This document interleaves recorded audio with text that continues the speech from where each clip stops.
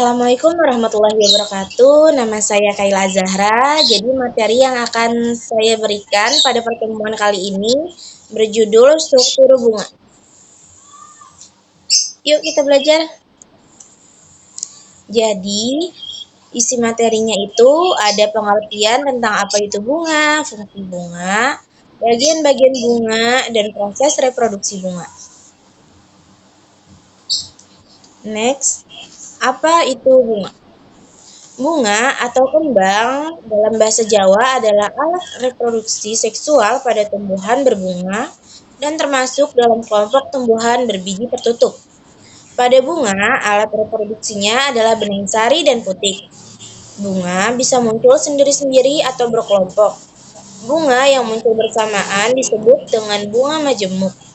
Pada beberapa spesies, rata-rata orang mungkin menganggap bunga ganda sebagai bunga sederhana seperti bunga anthurium dan bunga matahari. Secara botani, bunga adalah bagian tumbuhan yang menghasilkan biji. Penyerbukan dan pembuahan terjadi di dalam bunga. Setelah pembuahan terjadi, bunga akan berkembang lebih lanjut hingga membentuk buah. Next, apa fungsi bunga? Yang pertama itu fungsi bunga itu sebagai penyerbukan. Bunga membantu tumbuhan berkembang biak dengan menarik serangga, burung, atau angin. Ketika penyerbuk mencapai bunga, mereka membawa serbuk sari dari bunga lain dan menempelkannya ke putik, yang kemudian memungkinkan pembuahan dan pembentukan benih. Yang kedua, pembentukan benih. Bunga adalah tempat bertemunya sel telur dan serbuk sari lalu bersatu. Proses ini menghasilkan benih yang kemudian dapat membentuk tanaman baru. Yang ketiga, berfungsi untuk melindungi organ reproduksi. Bagian bunga seperti kelopak dan mahkota melindungi organ reproduksi tanaman dari beberapa kerusakan fisik dan cuaca buruk. Dan yang keempat, sebagai penyedia makanan. Beberapa bunga menghasilkan nektar. Cairan manis ini yang menarik serangga datang dan meminum nektar, jadi secara tidak langsung mereka telah melakukan penyerbukan tersebut. Oke, next. Jadi di sini ada gambar bagian-bagian bunga. Itu ada kelopak, bakal biji, ada tangkai sari, kepala putik, tangkai putik, mahkota, bakal buah, dan dasar bunga. Dan kita lihat penjelasannya. Jadi, tangkai bunga merupakan bagian yang menghubungkan bunga dengan batang. Batang bunga ini juga memiliki fungsi untuk menopang dan membantu bunga tumbuh dan berdiri tegak.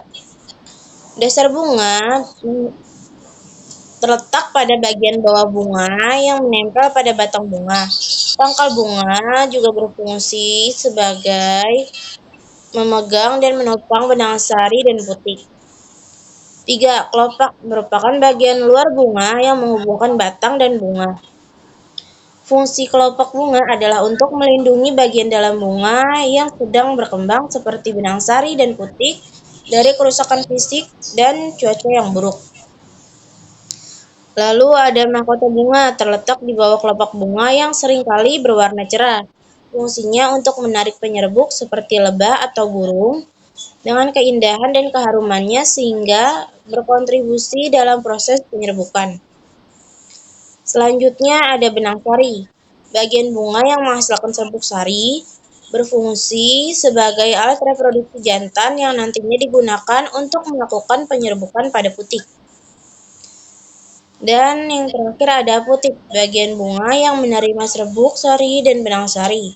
Putik ini merupakan bagian bunga yang berfungsi sebagai alat reproduksi betina yang akan menampung bakal biji tumbuhan. Jika penyerbukan berhasil, maka putik akan menghasilkan biji. Oke, next.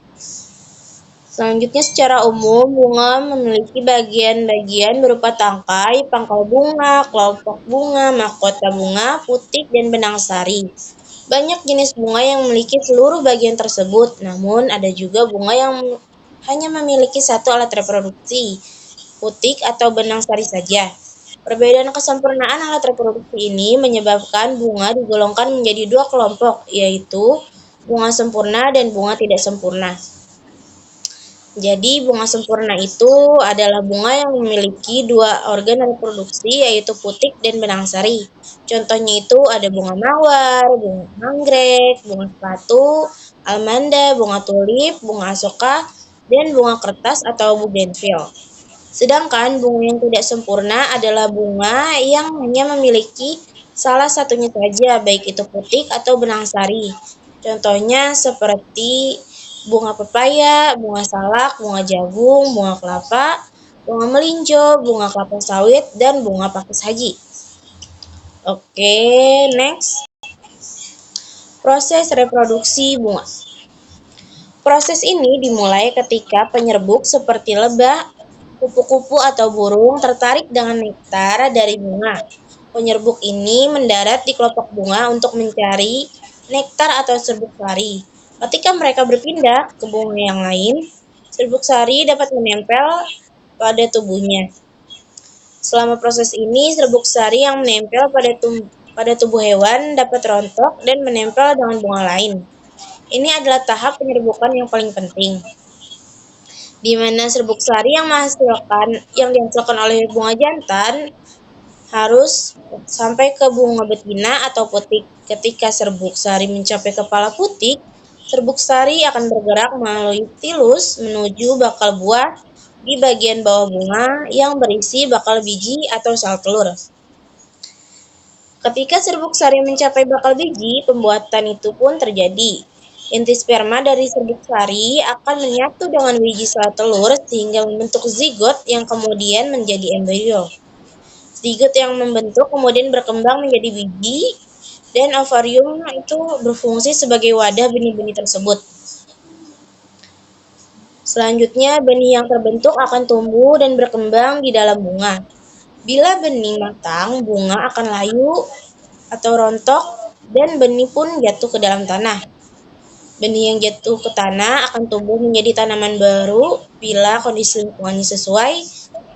Dan inilah siklus awal hidup tumbuhan berbunga baru. Oke, next.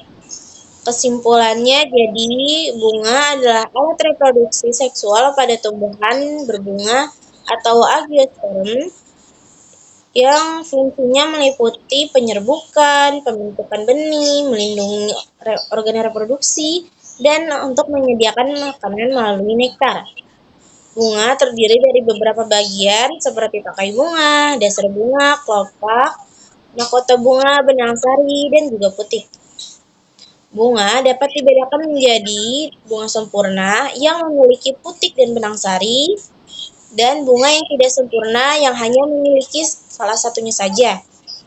Proses reproduksi bunga melibatkan penyerbukan oleh serangga atau angin, pembuahan, pembentukan biji yang kemudian tumbuh menjadi tanaman baru. Oke, dari materi yang tadi telah saya sampaikan, apakah ada yang kurang jelas?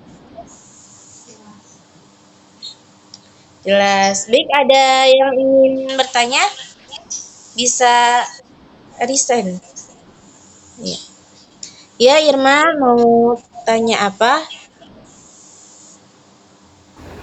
Saya ingin bertanya, tapi sebelumnya apa ini boleh dua? Saya bertanyanya. Boleh. Pertama itu mengapa warna bunga berbeda-beda, dan yang kedua itu mengapa bunga dapat layu. Oke, saya akan menjawab pertanyaan yang pertama dulu ya, Irma. Jadi, mengapa warna bunga bisa berbeda-beda? Jawabannya, warna bunga yang berbeda-beda itu karena adanya pigmen seperti klorofil, karotenoid, dan flavonoid yang variasi warna ini berfungsi untuk menarik penyerbuk seperti serangga dan burung untuk membantu proses penyerbukan bunga itu sendiri. Dan pertanyaan kedua, itu soalnya kenapa bunga itu dapat layu? Jawabannya adalah bunga layu biasanya disebabkan oleh kurangnya air, nutrisi, atau karena penuaan alami. Jadi bisa juga karena faktor lain seperti suhu yang ekstrim, kerusakan fisik, atau infeksi penyakit. Ya, bagaimana, Irma? Jelas? Oke, terima kasih. Baik, saya akhiri perjumpaan kita kali ini. Terima kasih atas atensinya. Wassalamualaikum warahmatullahi wabarakatuh.